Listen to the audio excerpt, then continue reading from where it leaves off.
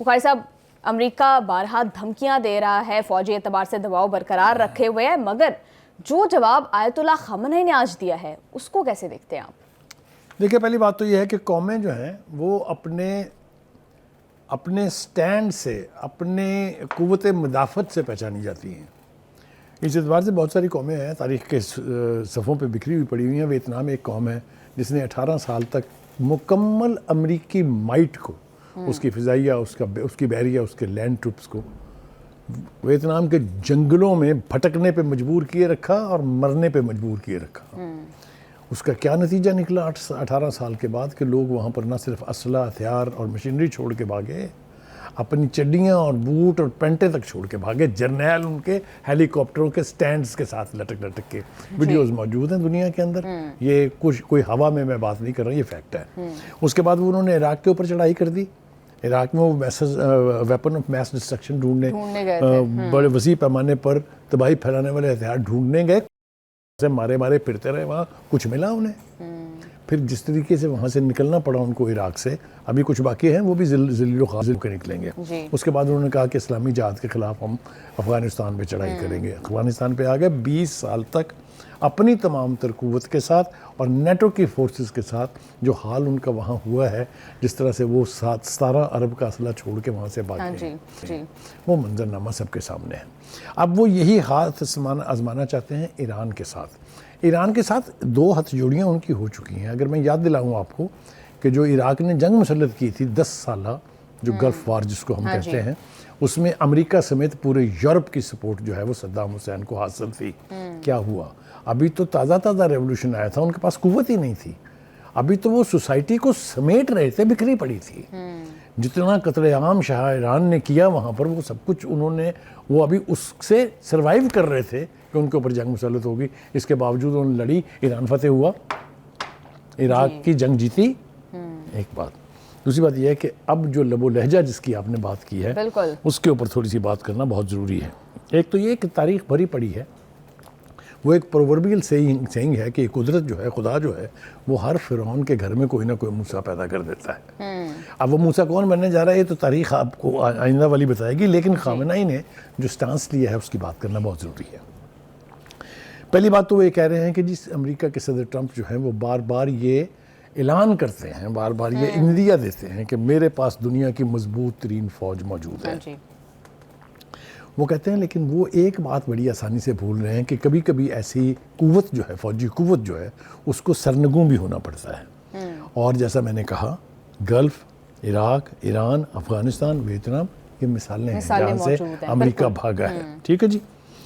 خامنہ یہ کہتے ہیں کہ جو بحری بیڑا خطرناک ہتھیار ہے، یہ ہمیں بتا رہے ہیں ٹرمپ، بڑا خطرناک ہے، لیکن وہ یہ بات بڑی آسانی سے بھول رہے ہیں کہ ایسے بحری بیڑوں کو غرق کرنے والے ہتھیار بھی موجود ہیں، یہ سمندر کی تہوں میں پھر پائے جاتے ہیں، اس میں کوئی دو رائے نہیں ہے۔ سیکنڈ ورلڈ وار کی داستان اگر میں آپ کو سناؤں تو Hitler was the mightiest as far as its armed forces were concerned. The whole half world was converted into a military force، اور کیا نہیں تھا اس وقت جو ہے ایٹم بم کے اوپر اس کے سائنٹسٹ کام کر رہے تھے۔ وہ کہتے ہی ہیں کہ جب وہ حملہ کرتے تھے تو فضا میں سورج چھپ جاتا تھا طیاروں کے پیچھے۔ تو کیا ہوا؟ Stalingrad, small town in Russia, became the graveyard of the Hitler's might۔ یہ ہسٹری کے صفحے ہیں، یہ میں اپنے پاس سے تو کچھ نہیں کہہ رہا ہوں آپ کو۔ آگے چلتے ہیں۔ امریکی صدر نے کہا ہے کہ ان کا ملک جو ہے پچھلے 27 سال سے ایران کو، 47 سال سے 47 years، تھینکس فار کریکشن، اسلامی جمہوریہ ایران کو ختم کرنے کی، تباہ کرنے کی کوشش کر رہا ہے۔ وہ خامنہ ای کہتے ہیں کہ کیا کمال کا اقبالی بیان ہے۔ وہ کہتے ہیں کہ وہ کام جو پچھلے 47 سال سے آپ نہیں کر پائے ہیں، وہ اب آپ کیسے کر پائیں گے، اس کے بارے میں غور و غوص کرنا آپ کا کام ہے۔ ہم نے تو ریزسٹ کیا ہے 47 سال، ہم نے تو تمام تر قوت کا مقابلہ کر کے ثابت کیا کہ ایرانینز آر اے نیشن۔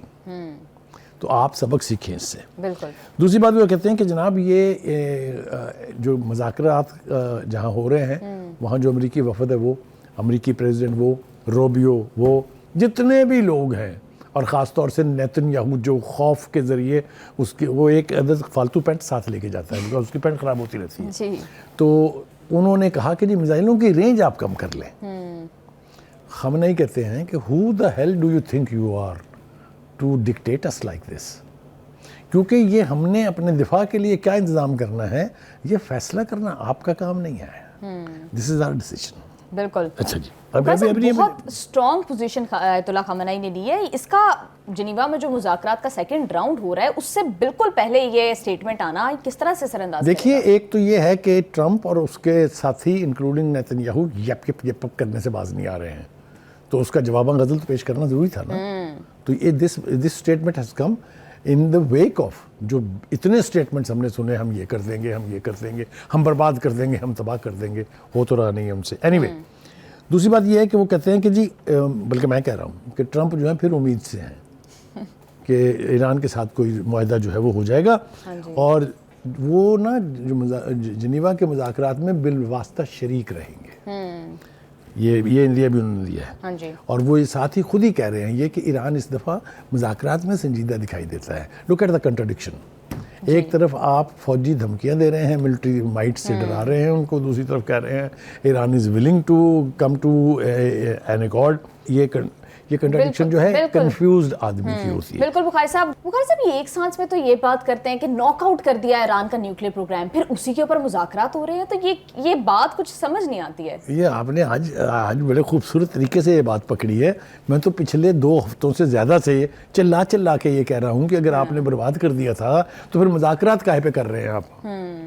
تو یہ سیلف جو کنٹرڈکشن ہے وہ اس کا اظہار ہے. دیکھیے جی آگے چلتے ہیں. یہ تو اس میرا خیال ہے اپنے جہاز میں تھے اسی لیے ان کی آواز, لیکن ان کی شکل کے اوپر سب کچھ لکھا ہوا ہے. آپ روبیو دیکھ لیں, یہ دیکھ لیں, نیتن یاہو دیکھ لیں, ان کی شکلیں بتا رہی ہیں کہ یہ جنگ وہ جیتنے نہیں جا رہے ہیں. شروع ہوگی کہ نہیں ہوگی یہ تو بات کی بات ہے. بالکل. بخاری صاحب جب ڈونلڈ ٹرمپ یہ کہتے ہیں کہ ایران بالکل سنجیدہ ہے مذاکرات کے لیے, تو اگر اب مذاکرات ڈیڈ لاک کا شکار ہوتے ہیں تو پھر اس کا ذمہ دار تو کلیئرلی امریکہ ہوگا. ایبسلیوٹلی. پہلے بھی امریکہ تھا, آپ کو یاد ہوگا 3 راؤنڈ ہو چکے تھے, بلکہ 4 ہو چکے تھے, 5واں راؤنڈ شروع ہونے والا تھا. وفود وہاں پہنچے ہوئے تھے جب اسی ٹرمپ نے اپنی عادت اور فطرت کے عین مطابق آنکھوں سے اشارہ کر کے اسرائیل کو کہا کہ حملہ کر دیں ایران کے اوپر.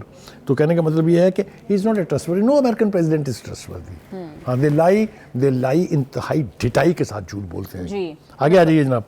یہ جو مذاکرات شروع ہوئے ہیں نا جی جنیوا میں ایران اور امریکہ کے بیچ, اس کے اوپر ایک سینئر ایرانی عہدیدار جو وہاں موجود ہے, اس کا کہنا ہے کہ امریکی پابندیاں ہٹانا اور غیر حقیقی مطالبات سے گریز کرنا ضروری ہے اگر آپ چاہتے ہیں کہ مذاکرات کسی نتیجے پر پہنچے.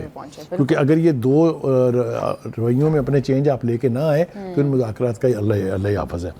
آگے جناب ایک اور حماقت جو کی ہے اسرائیل نے اور نیتن یاہو نے, وہ یہ ہے کہ انہوں نے دھمکی دی ہے, 60 دن کی ڈیڈ لائن دے دی ہے حماس کو کہ جناب آپ اپنا سارا اسلحہ سرنڈر کریں ورنہ پھر جو جنگ کے لیے وہ تیار رہیں. اس کو ریڈیکیول کیا ہے حماس کی لیڈرشپ نے, اور انہوں نے کہا ہے کہ جب تک غزہ سے مکمل طور پر اسرائیلی فوجی نکل نہیں جاتے ہیں ہتھیار سرنڈر کرنے کا کوئی سوال ہی پیدا نہیں ہوتا. بالکل. بخاری صاحب غزہ کے حوالے سے کافی ڈیٹیل بات ہوگی, لیکن مجھے یہ بتائیے گا کہ ایک طرف تو مذاکرات ہیں, دوسری طرف جس طرح سے امریکہ فوجی پریشر بلڈ کر رہا ہے, ابراہم لنکن کو ایران سے صرف 240 کلومیٹر دور جو ہے وہ تعینات کر دیا گیا ہے. At the same time Iran نے بھی مشقوں کا اعلان کیا تھا, لیکن پھر اس نے ان کو روک دیا ہے خیر سگالی کے لیے. تو یہ کس طرح سے افیکٹ کرے گی مذاکرات؟ دیکھیے ایران جو ہے وہ ایک تو جنگ میں پہل نہیں کرنا چاہتا, دوسرا یہ کہ ان کے ہاں بھی خواہش یہ ہے کہ مذاکرات سے معاملات حل ہونے چاہیے, تبھی تو وہ اس کا حصہ بن رہے ہیں نا.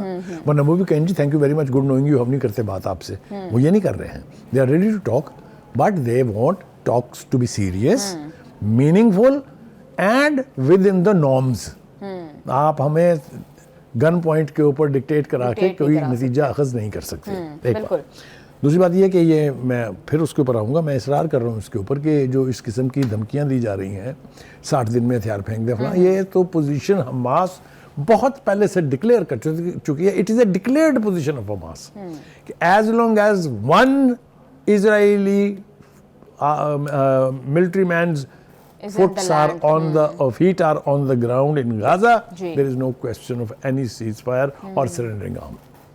تو یہ اسٹیٹڈ پوزیشن ہے, اس لیے میں سمجھتا ہوں کہ اس کے بارے میں کوئی ابہام نہیں ہونا چاہیے. حماس کو آپ اس سے زیادہ اور کیا تباہ کریں گے؟ آپ نے 70,000 بندہ مار دیا ان کا, آپ نے 2 لاکھ بندوں کو زخمی کر کے چھوڑ دیا, اس کے باوجود حماس از دیئر, اس کے باوجود نیتن یاہو کو نیند نہیں آ رہی ہے, اس کے باوجود حماس کی قوت سے ٹرمپ بھی ڈرتا ہے.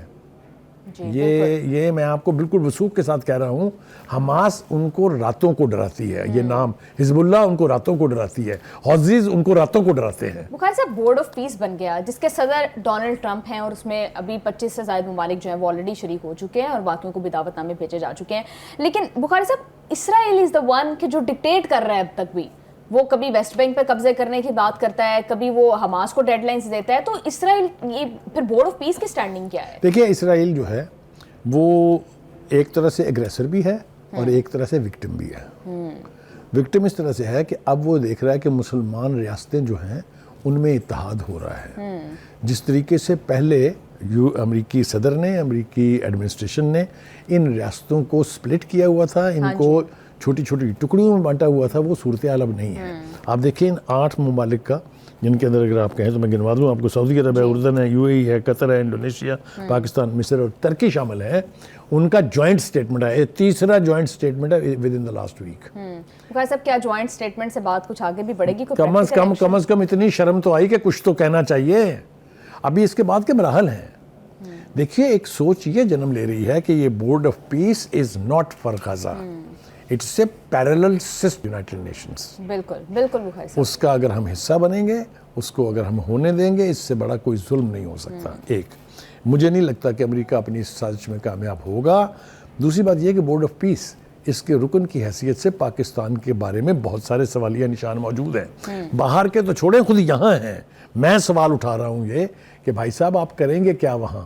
اگر آپ نے جا کے وہاں ٹرمپ کی خواہش اور نیتن یاہو کی توقعات پہ پورا اترنا ہے تو پھر اس سے بہتر ہے کہ آپ نہ جائیں. جی, کیونکہ آپ کو قوم چھوڑے گی نہیں, یہ میں آپ کو پھر کہہ رہا ہوں. بالکل بخاری صاحب, آپ ٹھیک کہہ رہے ہیں.